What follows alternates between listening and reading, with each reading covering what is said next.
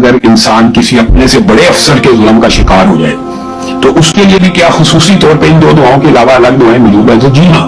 انسان کسی حاکم کے، انسان کسی سرکاری افسر کے، یا سرکاری افسر اپنے سے بڑے سرکاری افسر کے کسی ظلم کا،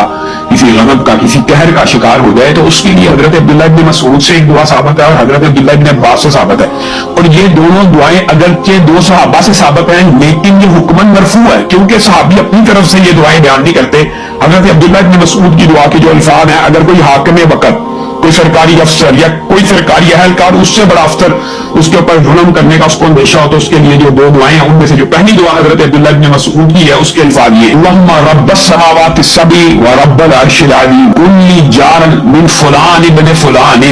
یہ فلان ابن فلان کی جگہ اس شخص اور اس کے والد کا نام اگر معلوم ہے نہیں تو ایسے بھی پڑھا جا سکتا ہے۔ کن لی جارا من فلان ابن فلان واحزابہ من خلائق ان یفرط علی احد منہم او یطغى عز جارک وجل ثناؤک لا الہ الا انت۔ اور دوسری دعا جو حضرت عبداللہ ابن عباس سے مروی ہے، میں نے آپ کو پہلے بتایا کہ حضرت عبداللہ ابن مسعود اور عبداللہ ابن عباس کی روایات ہیں لیکن یہ حکم دونوں مرفوع ہے۔ اور دوسری دعا عبداللہ ابن عباس کی جو دعا ہے اس کے الفاظ یہ ہیں: اللہ اکبر، اللہ اعز من خلقہ جميعا، اللہ اعز مما اخاف واحذر، اعوذ باللہ الذی لا الہ الا هو الممسک السماوات السبع ان یقعن علی الارض الا باذنہ من شر عبدک فلان۔